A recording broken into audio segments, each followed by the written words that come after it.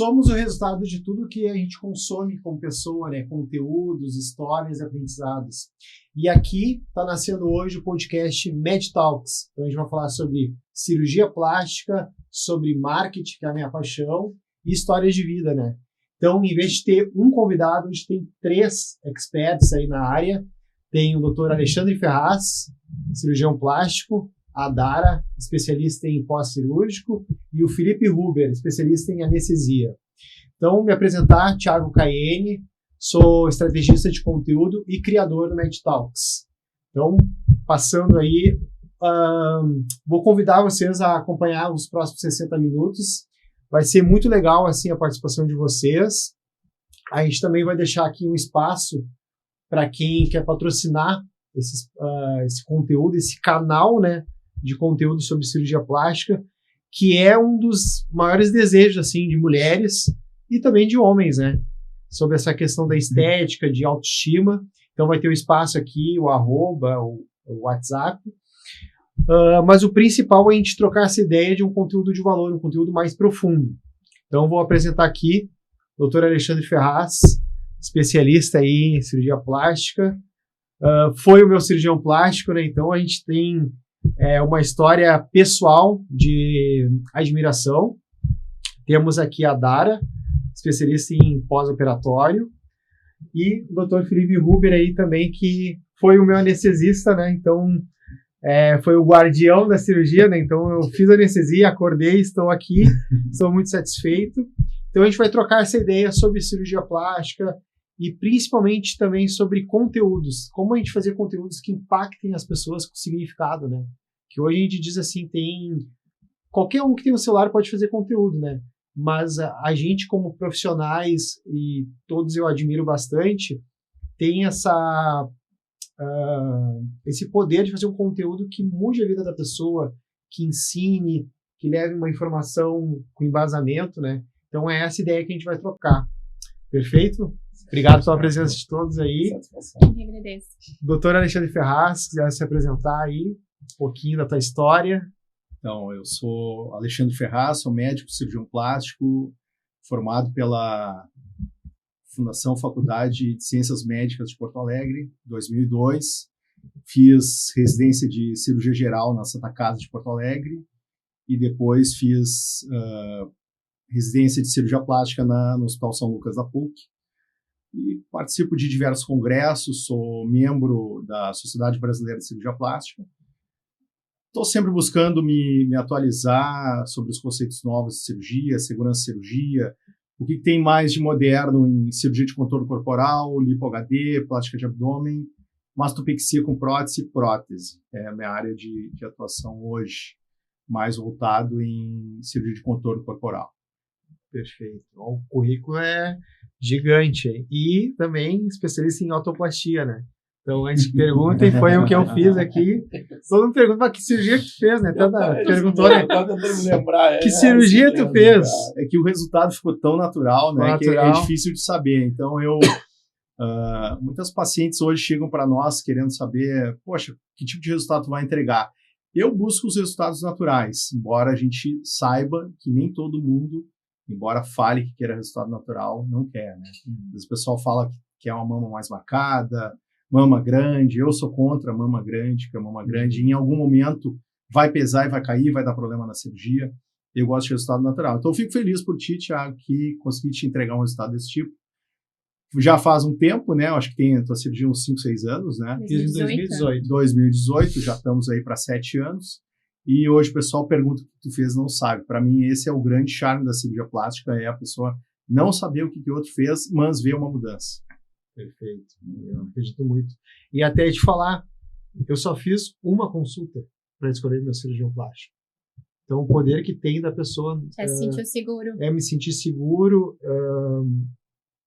Aquela coisa assim, às vezes o excesso de informação também te trava. Tu faz consulta com vários profissionais ou busca na rede social várias referências e tu não... Às vezes até escolhe errado pelo excesso de procura, né? De ansiedade, não sei. Até a expectativa, né, Ferraz? Uma coisa que a gente vê muito, eu acho que hoje em dia eu acho que as mulheres, né, acabam se baseando demais em rede social, né? Número de seguidores, né? Principalmente, número de seguidores que acaba determinando o cirurgião que vai operar, o que, infelizmente, muitas vezes acaba não sendo, né, a melhor opção, vamos dizer, porque eu conheço cirurgiões excelentes que não são muito voltados assim, a essa coisa, o lado mais midiático, né, da especialidade. São muito bons, né, tanto quanto aqueles que têm X número de seguidores, mas enfim. Aproveitando, Felipe, conta um pouquinho como é que tu foi para essa área da anestesia. Certo. Tem alguém na família que te inspirou? Tem. Meu pai, o doutor Cristiano, que ele é anestesista também, é colega, mas agora ele está parado. Ele trabalhou durante 43 anos, mais ou menos, fundou um serviço lá em Sapucaí Esteio. Aí depois ele ficou só no Cristo Redentor ali fazendo os plantões lá, nas terças e quintas-feiras, enfim. Mas eu sempre admirei muito a anestesia, sempre achei bacana aquela coisa de ter aquele médico, vai lá, injeta as coisas no paciente, o paciente dorme. É uma vida muito corrida, isso sim, é uma coisa bem... teus horários são bem complicados. Mas, por outro lado, assim, é extremamente satisfatório também, porque tu tem o teu resultado imediato, praticamente, né? No momento que tu acorda, o paciente bem, o paciente que não está tremendo de frio, o paciente que não está com dor, é o paciente que te agradece muito, assim, tu vê na hora, sabe? Tu tem o teu retorno imediato em relação à anestesia que tu faz. Então, eu me formei em Pelotas, lá na Católica, em 2008. Em 2009, eu fui para Ribeirão Preto, onde eu fiz minha especialização lá na Santa Casa de Ribeirão, que foram 3 anos muito bons e muito proveitosos. E em 2012, voltei para Porto Alegre. Então, eu atuo aqui em praticamente todos os hospitais aqui da cidade. E trabalhei também lá na Ubra, em Canoas, durante muitos anos também, foi 2012 até 2017. Uhum. E estou atuando aqui em Porto Alegre agora, principalmente. E muito na cirurgia plástica, que é coisa também que eu gosto muito de fazer, anestesia em cirurgia plástica. Onde o Alexandre, nós trabalhamos muito, né, Ferraz? Sim, desde 2016, depois a gente meio que separou, mas, satisfação de atender também, cara. É isso aí. Uhum. E tu, Dara, conta aí, como é que foi para essa área, assim? Também tem alguém que te inspirou na família? É a primeira na área médica? Eu sempre gostei de cirurgia plástica, sempre fui muito ligada à estética, né? Então, minha mãe também sempre foi muito vaidosa. Uhum. E isso sempre me incentivou a trabalhar na área da dermatofuncional. Então, logo que eu me formei na fisioterapia, eu fiz a pós-graduação de dermatofuncional, então eu sou pós-graduada, e me especializei na cirurgia plástica, porque realmente é um amor, assim, que eu tenho pela cirurgia plástica. Por quê, né? Porque a gente vê, as pacientes às vezes juntam ali 10 anos para fazer uma cirurgia plástica, 5 anos, né? Às vezes para fazer uma cirurgia plástica porque é um sonho dela, ela tá fazendo aquela cirurgia porque é o sonho dela, sabe? É a vontade dela de autoestima, e eu estar nesse sonho, poder ajudar a paciente, né, a realizar esse sonho, ter um pós-operatório com segurança, um pós-operatório mais tranquilo, e os cirurgiões, né, devolvendo a autoestima para essa paciente é muito gratificante para nós profissional, né? Então, por isso que eu me apaixonei por essa área, assim, é a área que eu trabalho há 6 anos já. E eu sigo me especializando, né? Estou sempre fazendo curso, LPF, e todos os cursos que eu vejo que ajudam a paciente a ter um pós-operatório mais rápido, mais tranquilo, com segurança, eu estou dentro, né? Fazendo esses cursos e ajudando as pacientes. Estou aprofundando. E como é que equilibra com... Tem um filho pequeno, né? O Luca. Tem um filhinho de 1 ano. De 1 ano. É bem corrido, na verdade, né? Não é fácil ser mãe. Mas a gente tenta ajustar os horários, né? Tem os horários de cirurgia, às vezes é um pouco mais tarde e é um pouquinho mais corrido, mas quando chego tem que sair do celular, sair de telas e focar no filho, sabe? Focar no que realmente importa ali no teu lar, e depois sim, pega o teu celular, enfim. Então eu tento fazer isso. Quando eu tô com ele, é o momento dele, sim, né? Pra gente fazer, porque também não adianta, às vezes os pais estão com os filhos, mas não estão, porque estão no celular, então não estão dando atenção pro filho. O filho tá lá fazendo... Então, tu estar presente com teu filho, estando presente, isso sim é o que importa. A gente tenta... É uma rotina meio maluca, mas é o que eu gosto. Eu passei 6 meses de pós-parto em casa, porque eu amamentei. E E pra mim foi uma eternidade esses 6 meses, porque minha vida sempre foi muito movimentada, né? E ficar 6 meses em casa não foi fácil. Então, eu amo essa vida movimentada e cuidando das minhas pacientes. Certo. E ainda se tratando agora que falou, né, a questão de telas, assim, já que também faz parte das histórias de vida nossas, mas teve um caso uma vez que eu vi a gravidade que é o celular na vida, no desenvolvimento das crianças. Uma vez eu fui fazer uma ressonância de crânio, anestesiar uma criança de 4 anos, para fazer uma ressonância, onde eu fui conversar com a mãe, fazer a avaliação ali, e o motivo daquela ressonância naquela criança. E a mãe me falou, não, doutor, é que tá com 4 anos e ele não fala. A criança não fala. Então, tudo bem, vamos fazer. E ela me falou, pois mas eu tenho que dizer uma coisa, doutor. Eu tenho que botar minha mão palmatória pelo seguinte. Desde que começou a pandemia, era 24 horas tela, entendeu? A criança com 4 anos de idade não falava. Então, para a gente realmente ter muito cuidado, né, quanto né, então, a partir ali dos 6, 7 anos, né, controlado e tal, mas de forma muito precoce realmente prejudica muito a tela, né, no desenvolvimento. Até pegando esse gancho, eu gosto sempre a gente sempre puxa para a nossa brasa, né, nossa área. Eu trabalho em marketing desde 2019 e a gente vive muito a era da atenção, né, então a gente tem várias telas, temos uma aqui, temos celulares, temos computador e às vezes a gente está com 3 telas ligadas, né. Então, tanto as crianças, né, afeta bastante, mas também nós adultos, né, quanto conteúdo a gente consome por dia. E na parte da cirurgia plástica, o Ferraz pode até contar pra gente, porque muitas pacientes chegam no consultório com uma imagem, com um vídeo, com um Reels, né, uma coisa rápida, de um corpo que não é proporcional ao dela, né, não é um desejo dela, não gera, como é que se diz? Ela gerou uma expectativa, mas não é real aquele sonho, né, infelizmente. Como é que tu trabalha o emocional, essa questão da rede social, no atendimento da paciente? Na verdade, a gente, além de cirurgião plástico, a gente também tem que ser um pouco psicólogo ou psiquiatra, às vezes, né? Lutar contra a rede social é impossível, né? Porque hoje, dado o tamanho que tem, a importância, a proporção que se tomou, a informação ela vem de forma instantânea. E às vezes a paciente chega numa consulta querendo uma coisa e ouve algo completamente diferente do que ela estava esperando. Então é uma frustração, às vezes uma expectativa frustrada, mas a gente consegue, né, conversando, falando a verdade e mostrando os resultados, mostrando tecnicamente o porquê que a gente consegue atingir aquele resultado, a gente consegue quebrar alguns paradigmas. Mas realmente é muito difícil quando a pessoa é teimosa ou ela já chega com uma ideia pré-concebida sobre o procedimento, às vezes por mais que tu fale, e às vezes é necessário, de repente, uma segunda, até uma terceira consulta, de forma demorada, para que a gente atinja um resultado o mais perto possível do objetivo dessa pessoa. Mas realmente a rede social, em alguns pontos, ela até nos atrapalha. Sim. Né?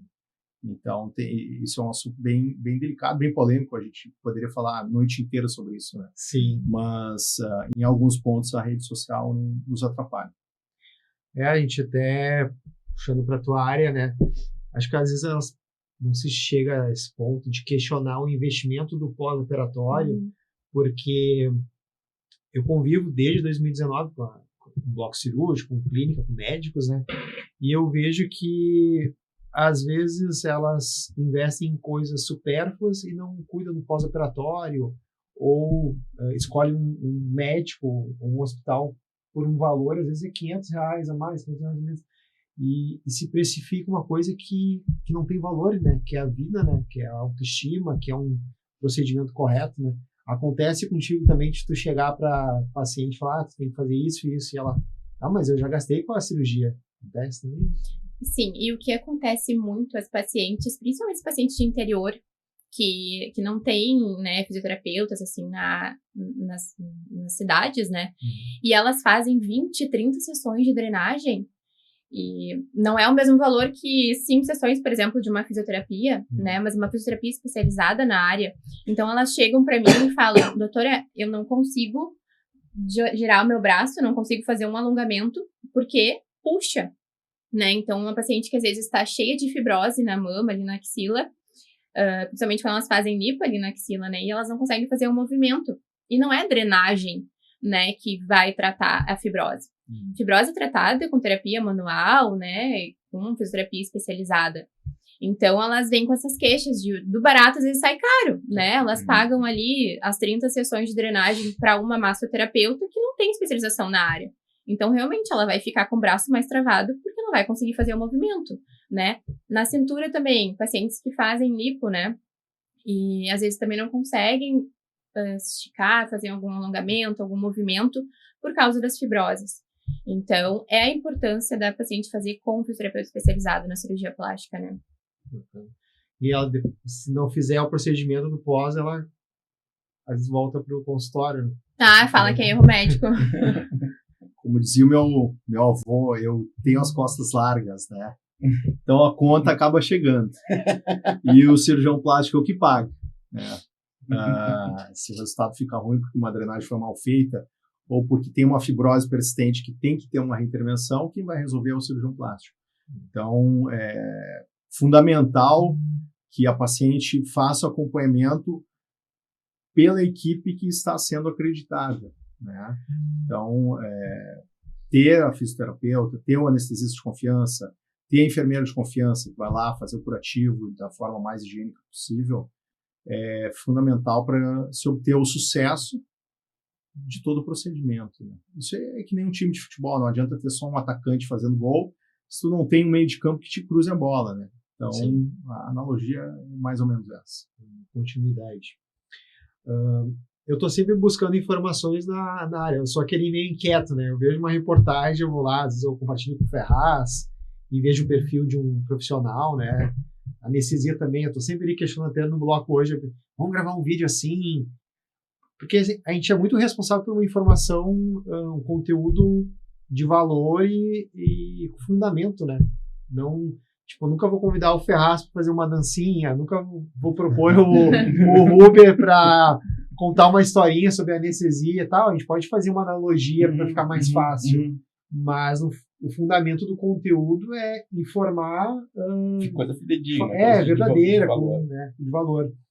E recentemente a associação fez um manifesto, né, nas redes sociais sobre a questão, é uma questão delicada, né, é um assunto delicado, mas eu achei muito sensata, né, são vários manifestos, né, a gente está acompanhando ali, né, os doutores, sobre a questão da expectativa do resultado final, né, para os pacientes entenderem que mesmo fazendo o procedimento correto, fazendo pós-cirúrgico, buscando um hospital, um profissional de anestesia, depende muito dela respeitar, né, o processo, depende muito do corpo corresponder, né, são vários fatores, né. Sim. Então, tu já passou por uma situação que tu viu uma paciente, foi todo bem feito, né, ela estava no peso ideal, ela fez a anestesia, saiu bem do hospital, e depois ficou sabendo, não, mas não passou tão bem e tal, de repente não respeitou o pós-cirúrgico, né, Roberto? Sim.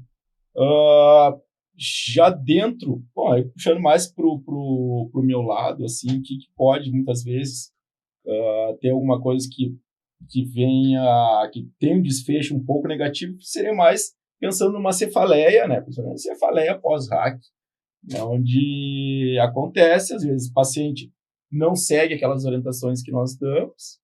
O que seriam as básicas, assim, 3 básicas do pós? Tu diz em relação a o que, assim, a complicação?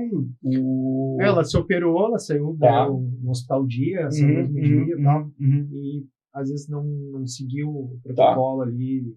Eu acho que principalmente assim, pensando em cirurgia estética, seria essa questão de ficar mais acamado. Eu sei que tem paciente muitas vezes que fica sem dor nas primeiras 12, 17, entre 12, 15, 17 horas sem dor, aonde ela acha que não vai ter dor depois. Eu sempre aviso, olha, não está doendo agora, mas amanhã te prepara porque vai doer. Então ela aproveita aquelas primeiras horas que está sem dor e vive uma vida normal, né? Então, quando a dor volta, aí muitas vezes já não era para ter se movimentado e pode se complicar, se estourar um ponto, ou um vaso, alguma coisa, né?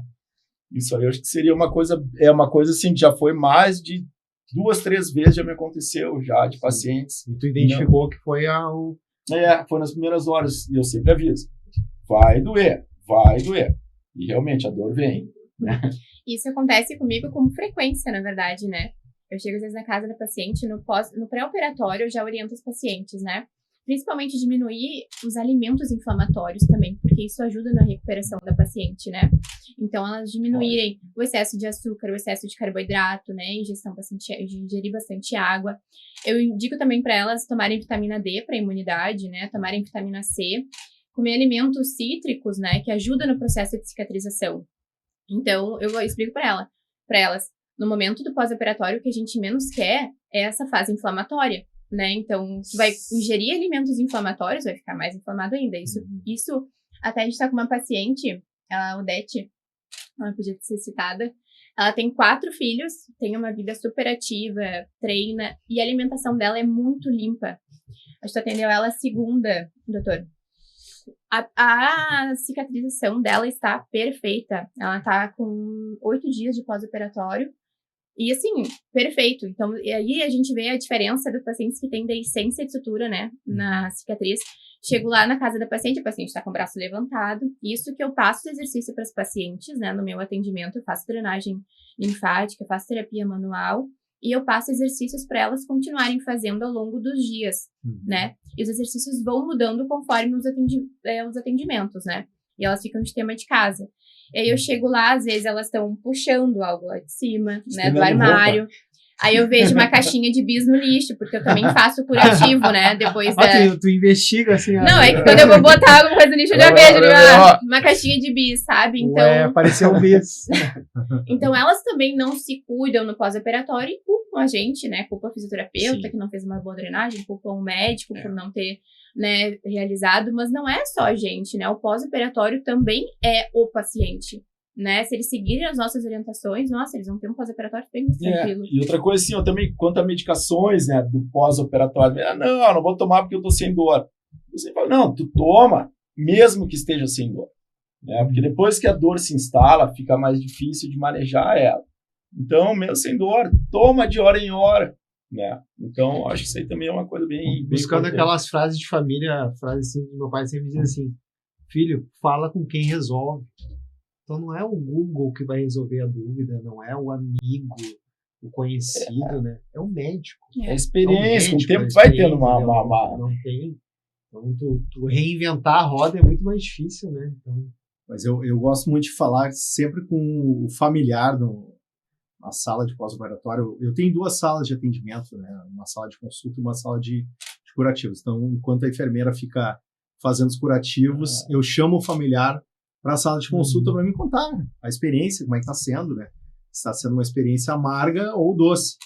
E normalmente, quando tem um probleminha, né? A sogra, a cunhada, a comadre, doutor, ela andou fazendo arte. Fica mais à vontade de falar, né? Sabe que ela tá lá. Na outra sala, não tá ouvindo, entrega o jogo, né? Então, as familiares, as fofoqueiras, eu adoro elas, né? Porque elas contam tudo o que acontece. Aí a gente pergunta pra paciente, vem cá, tu fumando no pós-operatório? Não, 20 dias sem fumar, não quer nada. Tá cheio de bituca de cigarro em casa. Né? E as familiares é que contam. Entrega o jogo. E a cicatriz entrega também, né?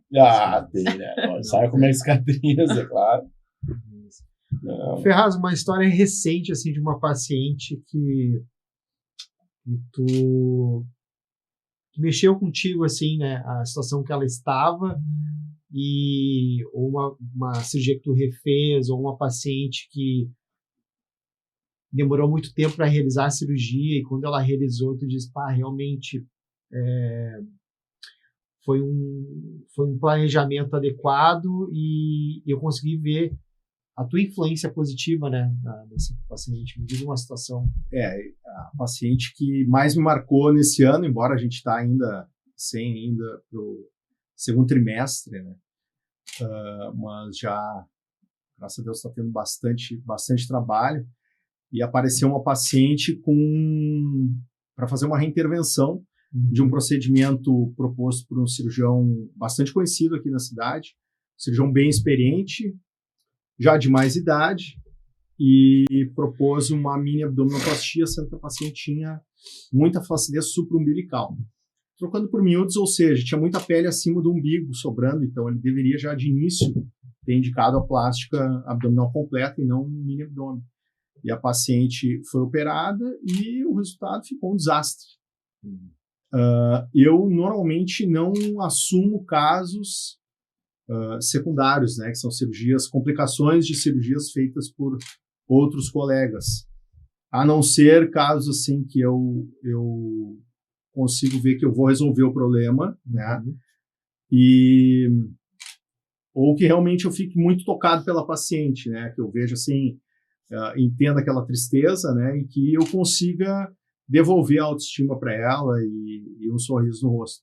E nesse caso a gente resolveu abraçar essa paciente. O nome dela é Tamara. Ela vive publicando coisas nossas. Então, Deve estar aqui, ó, já conhece. Olha aí a tua história, vou botar aqui, ó. Ela é super gente fina e eu senti também uma positividade, uma energia boa nela. Eu vi que ela estava a fim de resolver o problema e que ela não estava a fim de complicar, que o que ela queria era resolver. E aí eu resolvi fazer o procedimento e propus uma abdominoplastia completa. Foi feito, deve ter uns 40 dias, mais ou menos. Bem recente. Cirurgia foi bem recente. Cirurgia foi bem difícil, porque toda cirurgia secundária tem mais fibrose, o tecido está mais colado, mais aderido. Então, teve um desafio intenso, né, para toda a equipe. E o procedimento durou 4 horas, transcorreu sem problema nenhum, o paciente foi embora para casa e se recuperou super bem. Hoje está voltando para a academia, está super feliz, voltou para a família, para as atividades, a gente conseguiu recuperar bem esse caso. Bacana. Registrou. Acho que ela está no teu perfil ali também, né? Os conteúdos. E a gente diz assim no marketing que tem clientes e pacientes que viram teu embaixador, né? Então, os conteúdos têm essa força, né? Então, o marketing, se bem pensado, ele gera um alcance e um impacto emocional em tantas pessoas, né? Então, a gente diz assim, a internet, a rede social, ela prejudica, que nem o caso do menino, né? Mas quantas pessoas ajudam e pensam assim, ó, a Tamara deu um problema, mas assim, foi resolvido, né? Então, assim, não é porque eu escutei uma história de um problema que eu não vou fazer minha cirurgia plástica. Não, de repente eu vou procurar um profissional adequado, de repente eu vou investir até um pouco mais. Porque se o meu caso é muito complicado, então vou realmente procurar um especialista no que eu preciso, né? E as redes sociais têm esse valor, né? Então, eu acho que não só as redes sociais, mas como a internet em si, né? Eu sei, tem muito paciente também vai ver o número de processos. Vai ver o número de processos, muitas vezes vai ver, tem tantos processos, mas tem que ver quando às vezes ele não é real, né, no processo, mas está ali, não quero nem ver, já acha, não vou querer fazer, porque... Então, realmente, tem que ter bastante cuidado, mas eu acho que, sim, ajuda, sim. Impacta bastante. E... tirando a parte do bloco cirúrgico, todo mundo pensa que é fácil o bloco cirúrgico, né? Meus amigos brincam, teus clientes médicos lá, boa vida. Olha, cara, se tu aguentar 5, 6 horas fazer uma cirurgia, porque a cirurgia é para a vida toda, né? Tu vai acompanhando a paciente, a evolução. No teu caso também, né? Pô, é mãe, então tem que equilibrar. Trabalhar com medicina não é fácil. Até porque tu tem que colocar, além da técnica, tu coloca o teu emocional. Acho que ninguém que trabalha com medicina é frio de ir para casa, o paciente não tá bem, as pessoas se envolvem emocionalmente. Então, eu digo assim, se vocês ganham bem, vocês merecem ganhar bem, porque se trabalha, né? Mas fora, assim, essa parte do trabalho, do bloco cirúrgico, da cirurgia, como é que tu equilibra com o pessoal o teu dia a dia, Felas? O que tu gosta de fazer fora do bloco? dizer assim, isso me dá prazer e quando eu volto pro bloco eu tô uma energia boa? Eu tenho vários hobbies, né? Eu até tô me metendo em um monte de coisa que eu não tô conseguindo dar conta. Eu vou ter que puxar um pouco o freio de mão e reduzir um pouco as atividades das quais eu tô me envolvendo. Mas um projeto bacana que eu tenho agora e que sempre foi um sonho desde adolescente, e eu posterguei ele para mais tarde, porque eu tive que estudar muito e na época não tinha tempo, né? É formar uma banda de rock. Banda de rock. Pô, é esse mesmo. Grande vocalista, cara. O cara canta, manda bem. Tenho feito aula de inglês é bom. De técnica vocal, estudei inglês durante 10 anos, admiro várias bandas aí da gringa e tenho 3 super amigos aí que são craques aí na bateria, no baixo. Tem um guitarrista muito bom e a gente está montando um projeto incipiente, então acho que em breve vocês vão ouvir novidades aí, apresentação, então. uma apresentação, um clipe, um show num lugar bacana. Se precisar de alguém para tocar um triângulo lá, eu vou. Chocalho, né? Chocalho. Show, viu? Eu aplaudi lá, dei um fã. Tu viu aí, vocês olham ele nas fotos lá no bloco, ou de jaleco, o médico também se diverte, tá? Não só trabalha. E tu, Dário, o que tu faz assim pra... Tá, fiz o tape, deixei a paciente linda, tudo, mas tu também tem que ter o teu momento, além do filho, né? O que tu gosta de fazer? Tem algum esporte que tu faz? Tu que incentiva muito elas a se cuidarem, né? Sim.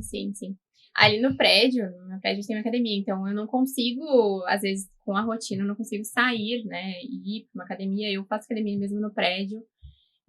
Mas o meu hobby mesmo agora, ultimamente, é chegar em casa, tomar um banho, botar o meu pijama, sabe? Brincar com meu filho, ficar curtindo meu momento mesmo em casa. Porque eu fico muito na rua. Sim. Né? Eu passo o tempo todo, né? Eu ou atendo no consultório, ou tô no hospital, ou tô na casa da paciente. E a gente é uma psicóloga também, como o doutor falou, né?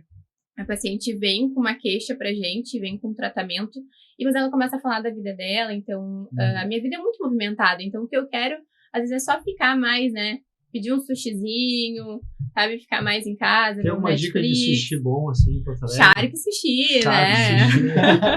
A dica aí de sushi bom. Sushi do marido da Dara. Já tem patrocinador ali, né? Então, o Shark, aqui tem um espaço, tá? Rua Shark Sushi. Aqui, imagina aparecer assim um vídeo do Shark Sushi aqui, ó, os convidados. Vai que chegue nessa informação. Então, o meu hobby ultimamente tem sido esse, né? Ele é um bom livro. Mas não tem família, né? O Felipe não falou na apresentação dele, mas na bio do Instagram dele tá escrito assim, 5 sobrinhos, né? Eu colhi ali, ó, viu? Isso aí, cara. Tu viu? Porque muita gente achava que os filhos que eram meus filhos. Achava, o cara tem 5, tem um monte de filho. Mas não, eu tenho 5 sobrinhos, são 3 da minha irmã, da Júlia, e mais 2 do meu irmão. Inclusive meu afilhado, que agora ele tá morando lá em Nova Petrópolis. Que também são os amores, né? Inclusive eu digo assim, quando nasceu o Pedro, que é meu sobrinho mais velho da Júlia, eu passei a ter uma sensação que eu até então eu nunca tinha experimentado, que é, a partir de agora, eu dou a minha vida por alguém. Sabe? Não é coisa de egoísmo, né? Não é, mas só um pouquinho. Minha vida é minha vida. Quando nasceu o Pedro ali, eu vi. Eu dou a minha vida por alguém, assim como eu faço com os outros sobrinhos. Cara, é coisa... Todo mundo diz, e ter filho diz que é melhor ainda. Então, eu não tenho filho, mas mais cedo ou mais tarde, se Deus quiser, vai sair. Tem que ter. Tem que ter. Isso que é muito bom, é muito bom. É muito bom, é maravilhoso. Inclusive, meu primo, uma vez que a gente estava no mar, lá em Santa Catarina, ele falou, sabe, eu senti assim uma verdade, aquela coisa de que é a melhor coisa do mundo, ter um filho. Sim. Então, tendo sobrinho já é maravilhoso. Imagina, então, com um filho. Quando vai ter, Filipão? Tem não, o problema, né, cara? Estamos aí, estamos esperando agora uma candidata que... Olha aí, mas tá namorando já?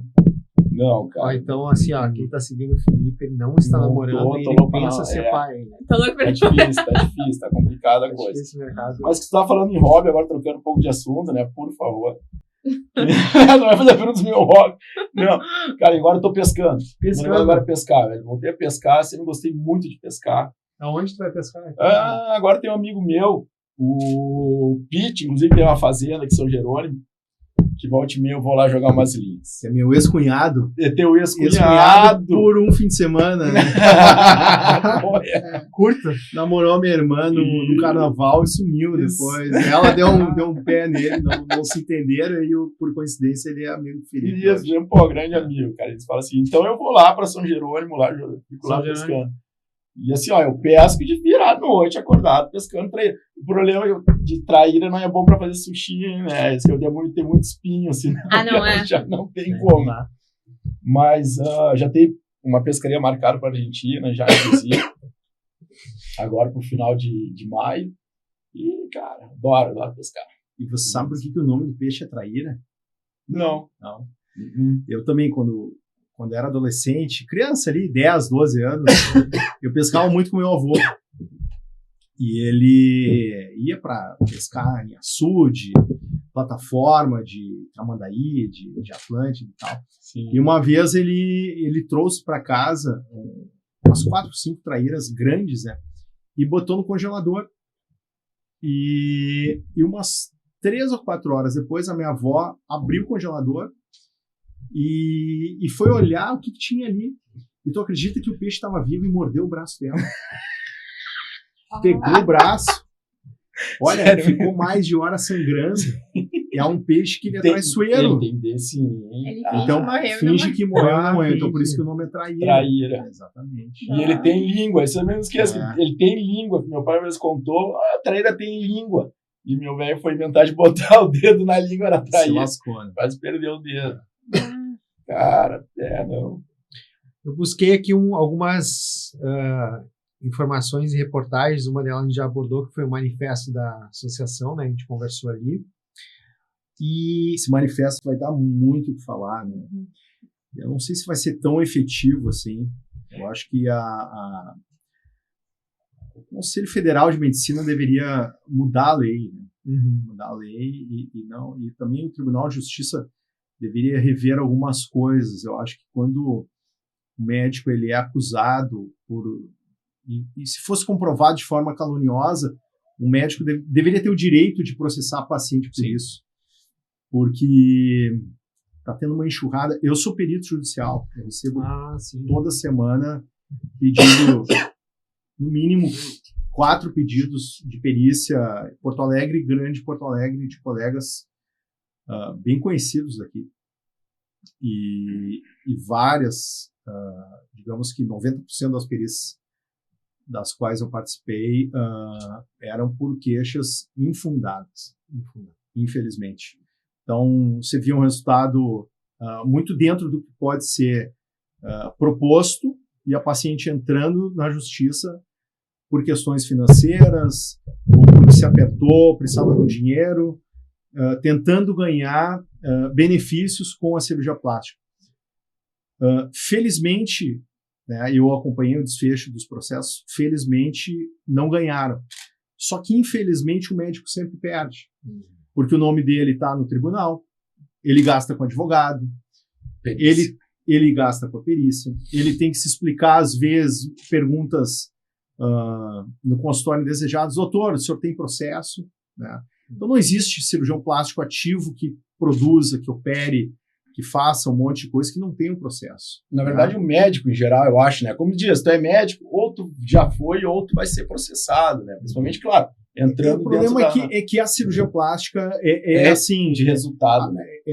Na verdade, é bem discutível isso, né? É um tema bem polêmico. Alguns acham que é de resultado, outros acham que é de meio. No meu ver, é de meio, porque o resultado ele depende também do que a paciente faz. Claro. Eu vou dar um exemplo, né? Eu recebi uma paciente ano passado que havia feito cirurgia há 3 anos. Ela tinha feito uma plástica de abdômen com lipoaspiração e engordou 14 quilos. E veio 3 anos depois querendo um retoque.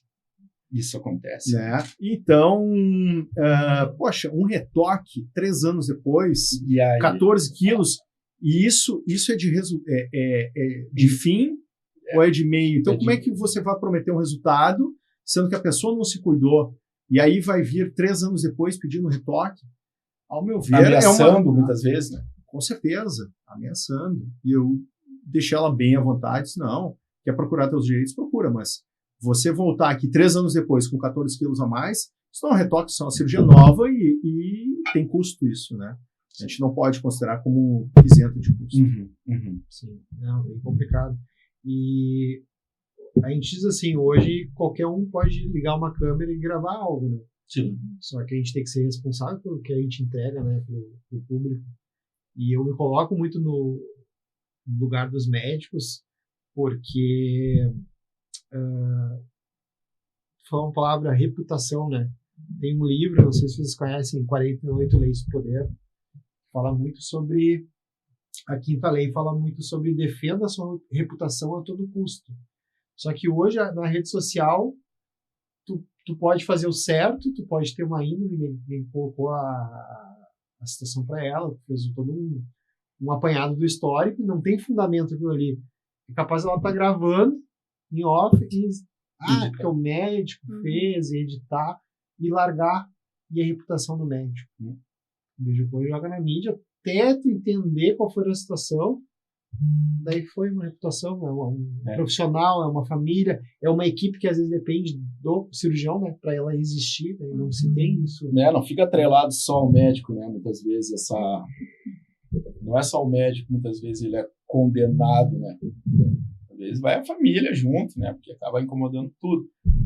E também que eu ia falar também em relação a que a gente está vendo cada vez mais comum, realmente são vereadores, né, de algumas cidades, por exemplo, do interior, que adentram em pronto-socorros, em hospitais, né, que vão lá no quarto do médico, bater na porta porque o fulano está dormindo.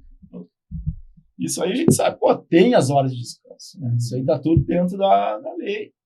E no momento em que isso parar de dar ibope, vai acabar essas fiscalizações, né? Porque, na verdade, a gente sabe, está ali, não é realmente em prol da sociedade.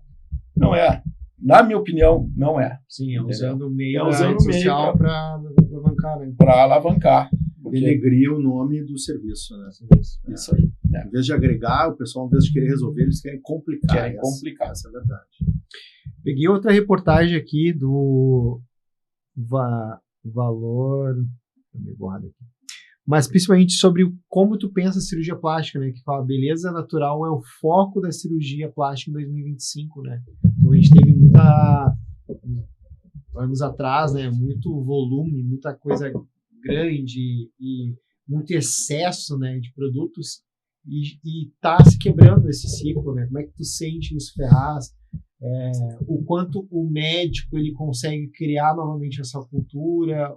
Como é que se equilibra? É uma tarefa extremamente difícil. Ali nos anos 90, 2000, tinha aquele seriado Baywatch, né?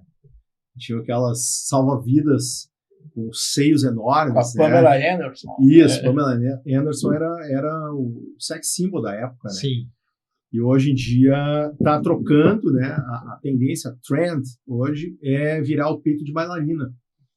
Então, eu participei há 3 semanas atrás do lançamento aqui em Porto Alegre da técnica Preserver, do laboratório Motiva, do qual eu faço parte, eu uso as próteses desse laboratório.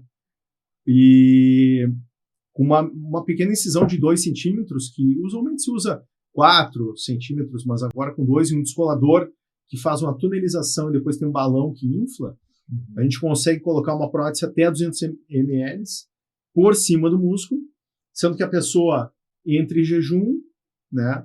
Tem pacientes que vão ali no horário do meio-dia, operam em questão de 40 minutos, 2 da tarde estão voltando para trabalhar. Então, mas são próteses pequenas, com resultados extremamente naturais. Daqueles que se olha o colo, às vezes a pessoa não vê que foi operada. Existe uma tendência, mas é muito inicial isso aí.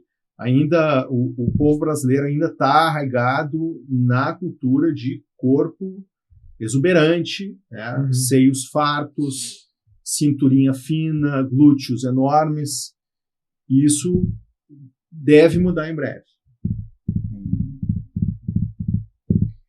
uma coisa assim. E prefere, Filipão? Pois não. Pessoalmente, 100 prótese. Sem prótese. Sim. Prefere um corpo mais natural? Sim, mais natural. Corpo mais... Particularmente sem prótese. Mas é que eu digo assim, ó, eu prefiro, sem prótese, ok. Se o corpo tá legal sem prótese, prefiro sem. Mas, se a pessoa quer para se sentir melhor, para ter autoestima, aí eu apoio de forma incondicional. Ele veio pra perguntar pra mim. E tudo, então. Eu prefiro só a prótese da minha namorada. E via axilar. Não, eu também sou do lance mais natural, assim, muito grande. Até porque, outro detalhe, né, que a gente vai estudando, volume grande também ocorre dor nas costas, é incômodo. Vai fazer um esporte, vai fazer uma corrida, tu vê que é um desconforto, né, de uma mulher correndo com seio muito grande, treinando na academia. Deve incomodar, dormir. Então, é aquela coisa assim, eu vou colocar uma prótese grande porque a minha amiga colocou, ou porque no Brasil chama atenção, ou vou colocar a prótese que o Dr. Ferraz analisou que é ideal para mim, né?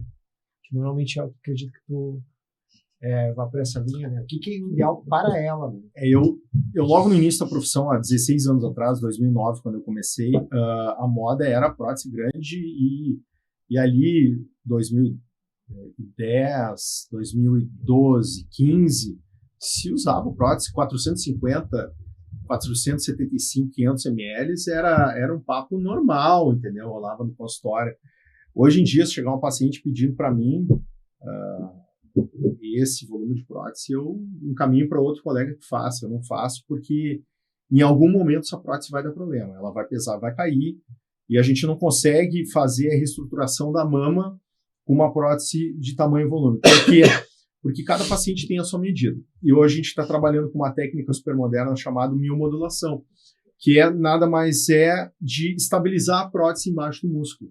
Então hoje praticamente todos os casos eu tenho feito prótese submuscular, com um sutiã interno, que é o reforço da base da mama, que é para quando a pessoa senta, ela não ter o seio caído em direção ao abdômen, e o uso da alça lateral, alça muscular lateral, reforço lateral também, que é para quando a pessoa deita, né, não ter o deslocamento para baixo do braço.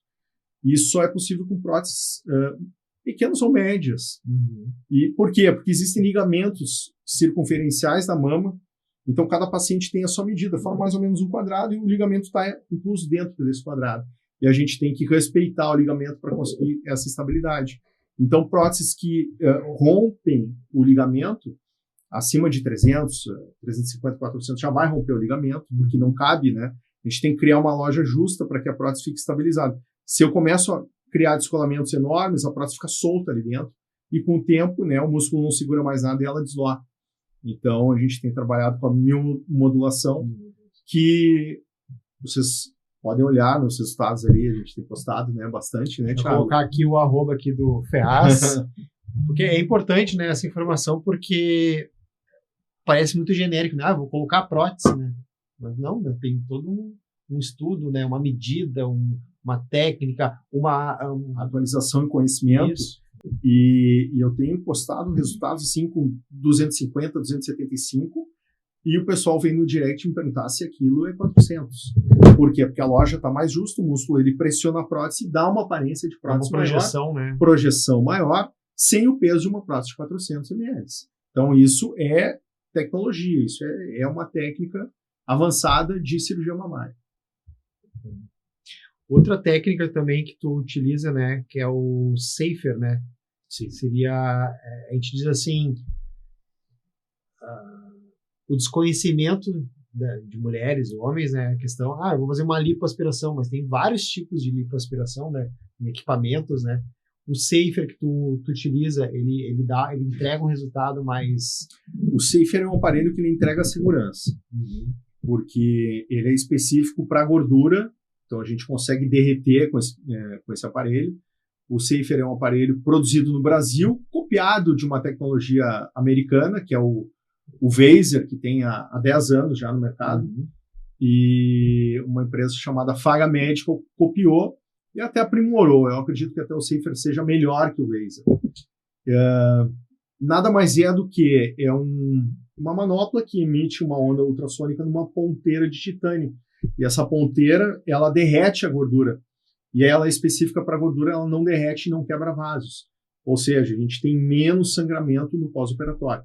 E como derrete a gordura, depois eu vou introduzir uma cânula e remover a gordura, eu faço menos força. Então eu traumatizo menos o corpo da paciente. Então a recuperação é mais rápida. Como tem menos sangramento, a pessoa não vai fazer anemia. Em 2, 3 dias já está recuperado de uma plástica de abdômen ou de uma lipoaspiração de médio ou grande porte.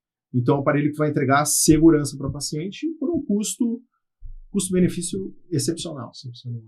E tu nota isso, Felipe, na cirurgia, quando a paciente, o profissional está sangrando demais? Sim, isso interfere cuidado. na anestesia? Como é que... Sim. Inclusive, dentro da anestesia para a cirurgia plástica, tem uma coisa que a gente chama que é a hipotensão permissiva, né? Justamente assim, deixar essa pressão mais baixa para evitar o maior sangramento, né?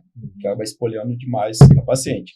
E isso, nós, como às vezes, a gente tem que ficar muito cuidando, principalmente a coloração do frasco, né? Onde vai depositando a gordura conforme ela vai sendo aspirada. E também os padrões de pressão, frequência cardíaca, né? Então, o sangramento no transoperatório da cirurgia plástica, isso aí, ele é, principalmente na lipoaspiração, né? Ele é tem que ser bem controlado, a gente tem que ficar bem em cima, porque às vezes, assim, tem situações que a paciente fica instável em minutos, entendeu? Passa um pouquinho ali já aspirou um pouquinho a mais, a paciente pode realmente já ter ficar bem anêmica e tal, não poder ter alta no mesmo dia, sabe? Internar e fazer bolsa de sangue, né? Fazer bolsa de sangue, exatamente. Então, por isso, então, que existe essa a anestesia, essa hipotensão permissiva que a gente chama dentro da anestesia para cirurgia plástica. E eu sou fã número 1 da anestesia peridural contínua, né, que eu deixo sempre um catéter peridural, que me dá uma estabilidade sensacional, né, deixa o paciente muito estável, não dá picos de pressão, nem vales de pressão, e dá essa hipotensão, né, faz uma vasodilatação, que a paciente fica com a pressão mais baixa, que acaba não sangrando, diminui muito o sangramento a peridural.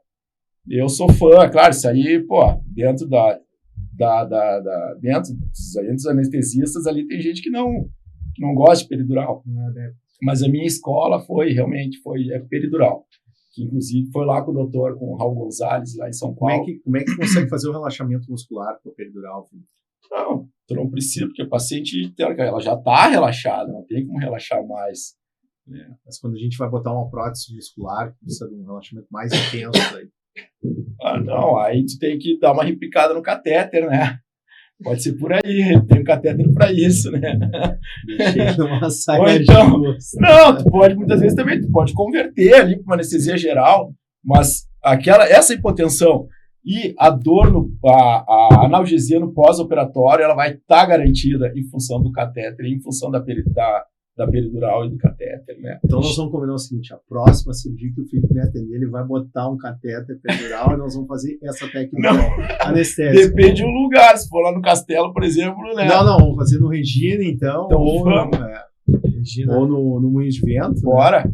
E quando chega lá para ti, tem toda essa questão do anestesista, o cirurgião, e chega para ti, que tipo de procedimento, cirurgia, ela é mais complexa, o pós-operatório, assim?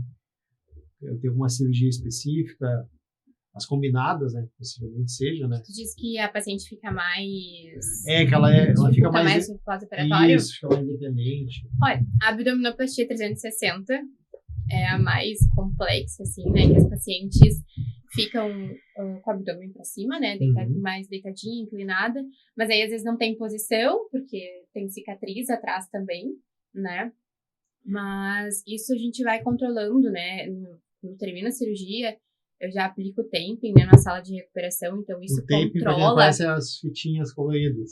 As fitinhas coloridas, isso. Tá, isso controla a fase inflamatória, né, que isso que o doutor falou, que não rompe tantos vasos nessa tecnologia nova, né? Sim. Então, a lipo mesmo, a convencional, ela rompe muitos vasos, né? Então, ela traz um processo inflamatório para a paciente. E a paciente fica muito inchada, né? Muito demasiada. Então, isso também prejudica muito. Então, o Temping veio para nos ajudar a, principalmente, essas cirurgias mais complexas, né? Que ele, como ele contém aquela região, ele diminui aquela fase inflamatória. Porque a fase inflamatória é a fase que a paciente mais fica inchada, né? Como rompeu vasinhos, fica roxo, fica com as equimoses. Então, isso ajuda muito, né, na questão dessas cirurgias mais complexas. Mas até as menos complexas pode ser também complexa se a paciente não cuidar. Por exemplo, uma mamoplastia de aumento é uma cirurgia super simples, o doutor faz ali em 40 minutos. E se a paciente não cuida, né, não faz o pós-operatório certinho, tem uma mama que pode inchar muito, né, sempre uma incha mais que a outra, isso é normal, a paciente... Isso, às vezes a paciente fala, mas eu acho que o doutor errou, eu acho que o doutor botou a prótese que era maior num lado e a prótese menor que o outro. Isso. Eu falei, não, calma. As mamas são diferentes, então são processos inflamatórios diferentes, né? Pode ser o mesmo corpo, mas a gente drena, a gente faz o pós-operatório certinho, né? Então, isso a pergunta até é complexa, porque às vezes, né, a cirurgia é grande, mas às vezes não tem tanta inflamação quanto às vezes tem uma mamoplastia, uma mastopexia, né? Então, toda cirurgia tem suas complexidades, né? E os seus cuidados. Bacana. O que basicamente é a cirurgia combinada, para o leigo, assim? Quantos procedimentos no máximo? O que seria? A cirurgia combinada, ela é a famosa mummy makeover, né? Que é a lipoabdômen e prótese, ou masto com prótese, né? Cirurgia que a gente está... Infelizmente, aí o pessoal tá chorando, mas a gente tá tirando do cardápio. Porque a cirurgia de mama evoluiu muito e o que eu não fazia até pouco tempo atrás, eu faço hoje, que é uma cirurgia muito mais refinada, rebuscada, cheia de detalhes e que eu tô levando mais tempo para fazer. Então, tá levando em média ali de 4 horas e eu não tô associando mais a grandes lipoaspirações. Esse é o primeiro motivo. E o segundo motivo é que, como a agenda está muito lotada, eu também não estou tendo tempo para atender uma pessoa o dia inteiro, porque a cirurgia combinada necessita de 2 horários. Me toma amanhã e um pedaço da tarde. Então, hoje, o meu foco é fazer 2 cirurgias no dia, atender uma paciente de manhã e uma de tarde. Porque são cirurgias mais seguras e porque eu consigo atender 2 pessoas. Maravilha. Que para nós também, para o anestesista, porque realmente, com a cirurgia combinada, eu já fiz anestesias para cirurgia combinada de mais de 10 horas. 10 horas. Sim, mais de 10 horas. Então, isso aí para o paciente é muito... É arriscado, sim. Se o pessoal soubesse o real risco, não faria uma cirurgia dessa. Eu acho que não. É que as pessoas vão muito no embalo, vão muito na emoção, vão muito na ignorância mesmo, né? E, infelizmente, tem colegas que não dosam a mão, não dosam o tempo e tem desfechos nefastos, né? Então, até pouco tempo atrás, teve o óbito por uma cirurgia que demorou todo esse tempo. E 10 horas é inadmissível para uma cirurgia estética, né? 10 horas a gente considera uma cirurgia reparadora, uma cirurgia de trauma. Por exemplo, a pessoa tomou uma facada, vai fazer uma cirurgia de 10 horas. Aí não escapa, né? Ou uma cirurgia cardíaca, 6, 8 horas. Às vezes nem uma cirurgia cardíaca leva tanto tempo. Então, para uma cirurgia plástica estética, eu acho inadmissível. Eu acho que o tempo máximo 6 horas, tá? E eu já estou, assim, colocando para mim como limite 4 horas e meia. Então, entre 4 horas e 4 horas e meia, a chance de dar problema é quase zero. Acho que seria por aí, sim. Seria naquela classe 2B, assim, onde os benefícios superariam os riscos, eu acho, nesse tempo de 6 horas. Sim. Mas aumenta muito o risco, muito risco. E se soubesse mesmo, eu acho que tem gente que não faria. Então, eu fico muito feliz de saber que está saindo do cardápio. Então, eu acho que ajuda meio todo que mundo. Geral, né? Claro, geral. Porque eles querem resolver, aproveitar a anestesia, né? Muitas vezes aproveitar e fazer tudo também, no hospital. Né? Também Cara, um custo. Vamos falar assim, né? De forma transparente. O pessoal quer pagar menos, entendeu? infelizmente, termina sempre quando bate no bolso. Aí o pessoal quer fazer o kit, porque a segunda cirurgia sai metade do preço. Infelizmente, é a grande verdade, né? Mas a gente não está mais fazendo isso aí. Eu acho que estamos dando prioridade para cirurgias mais rápidas. E o benefício é a saúde, né, do paciente. Isso, o resultado vai... E o problema, eu acho sim também, que tá falando essa quantidade de formação médica, né? A academia, hoje em dia, tem muita gente se formando, e sempre vai ter aquele cirurgião que vai acabar abraçando, vai acabar colocando o paciente nesse risco.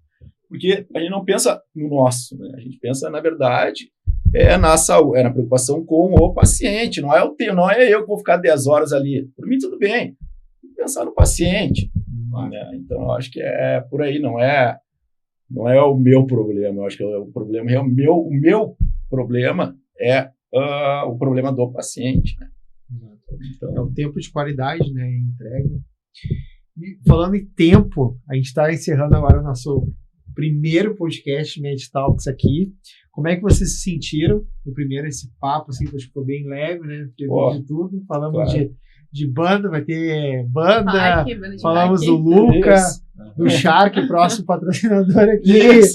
Vai ter filmagem de pescaria, né? Que isso? Vai trazer peixe pronto, o próximo vai ter o peixe frito do Felipe, né? Vou trazer uma trairinha aí pra nós. Pô, Thiago, cara, excelente, até porque a gente já se conhece já faz um tempo, te acho um cara sensacional, o maior prazer ter vindo aí quando me convidou, eu não pensei 2 vezes, cara, já confirmei contigo. Prazer mesmo, cara. Apesar de, véspera de feriado, estamos aí, hein? Bom. Deixa uma mensagem aí, então, pro pessoal aí que pensa em fazer cirurgia plástica.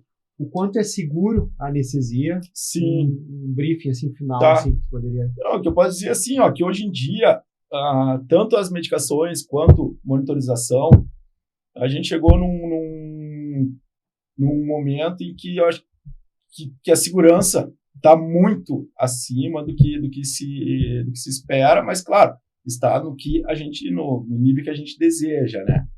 Então, hoje em dia, para ter uma complicação dentro de uma cirurgia plástica, olha, eu não me lembro, fiz muita anestesia para cirurgia plástica e todas foram muito tranquilas, sabe? Então, pode ir tranquilo, que não tem problema nenhum. Desde que respeite o jejum, né? Por favor. Exatamente. E tu, Dara, deixa aí o teu contato, fala um pouquinho, como te encontra na rede social, teu arroba. A gente diz que o arroba é o nosso contato, né? Todo mundo vê lá teu Instagram e tal. Então, meu Instagram é dara.fisio. Na verdade, a minha mensagem, né, para as pessoas, para os pacientes que querem fazer uma cirurgia plástica, assim que marcou a cirurgia, né, já encontra o seu fisioterapeuta, né, principalmente um fisioterapeuta especializado na cirurgia plástica, porque o barato realmente sai caro, né, então o pós-operatório é tão importante quanto a cirurgia. Então, façam com seus fisioterapeutas, né, especializados na área, e podem contar comigo também, podem me chamar no Instagram, né, tirarem as dúvidas, estou sempre tirando dúvidas de pessoas que querem fazer cirurgia, que estão preocupadas com o seu pós, né, então é isso. É isso aí. E tu, doutor Ferraz, aí, fala um pouquinho como é que te encontra, qual foi a tua experiência aqui, foi legal? Olha, eu acho que essa hora passou tão rápida, né? Passou rápido mesmo, cara. Começa a conversar, o papo flui e quando vê termina, né? Bom, meu contato é @dr.ferraz1, WhatsApp 519-9815-7374. O Thiago depois vai deixar ali os contatos, né? O Thiago que a edição aqui, vamos botar na edição. Faz o nosso marketing, né? E eu tenho um cirurgião plástico para indicar para vocês, um amigo meu, Alexandre Ferraz, façam com ele a cirurgia plástica. Eu digo mesmo. Thiago, parabéns pela iniciativa. Obrigado, e fico muito feliz. Tenho certeza que vai ser o primeiro de muitos aí, vai ter muito sucesso o MedTalks e com certeza o pessoal vai te procurar aí para dar segmento nesse projeto bacana. E eu só elogio também o Thiagão, aí o cara realmente de primeira. Beleza. Vou dar um recado então com essa câmera aqui. Obrigado aí, o primeiro episódio do MedTalks. Como eu falei, assim, estamos na era da atenção, então quem se comunica, quem está na rede social, entrega conteúdo de valor, geralmente se posiciona melhor. Então, quem quiser a sua marca aqui, eu vou deixar meu contato, o e-mail também, quer expor aqui junto com o MedTalks essa iniciativa de ter um canal sobre medicina, sobre marketing e histórias de vida, né? As pessoas cada vez mais se conectam com histórias. E o MedTalks, ele vem nessa questão de criar histórias com fundamento, né? Com embasamento nos profissionais que nem vocês. Tá bom? Então, obrigado pelo primeiro episódio aí. Até mais. Valeu.